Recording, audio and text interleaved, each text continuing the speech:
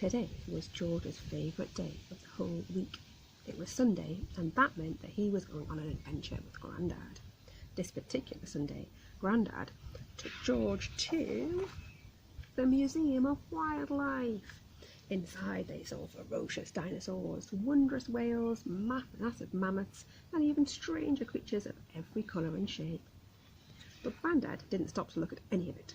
He was too excited about something completely different. The creatures he wanted to show George were much smaller and stranger, and Grandad loved them. On the journey home, George could think of nothing else but the marvellous bugs he had seen that day.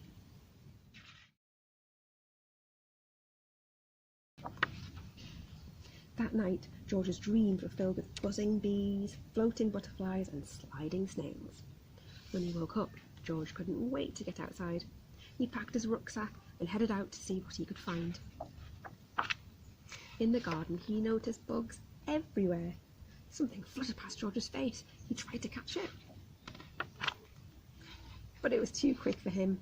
Catching bugs was not as easy as George had thought. They were so clever. They always seemed to know what he was going to do.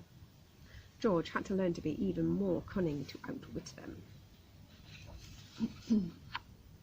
Soon he was a master bug catcher. With his rucksack and cart full up, George set off for his treehouse.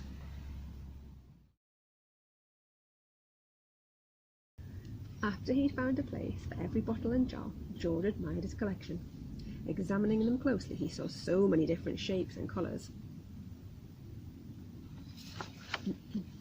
As George went home for dinner, everything seemed silent and still. Nothing buzzed, fluttered, or scuttled. The next day he went back to the garden to continue the hunt, but everywhere was dull and sad. Grandad was also wondering what was going on. He knew something didn't seem right. Suddenly, Grandad realised all of the bugs had gone. Back at the treehouse, George looked at his collection. The bugs didn't look happy. Grandad wasn't happy either when he saw what George had been doing. He loved bugs as much as George, but knew that living ones shouldn't be kept in jars and bottles. Grandad explained to George the important jobs bugs have in the outside world, especially in our gardens. Bees help to make lots of new flowers by carrying pollen from one to another. Ladybirds also help plants by eating up to 500 aphids a day. Ants are natural farmers, carrying seeds and planting them in new places. Dung beetles turn waste into food. And of course, all insects are an important part of the natural food chain. If you take them away, lots of animals won't get their dinner. George listened carefully. He knew what he had to do. He opened the jars, the bottles, the windows and doors, and the bugs flew out. The sky was alive again. George was sad to see them go, but Grandad was smiling. He had an idea. It took a little while, but together they changed the garden into a bug sanctuary to share with everyone.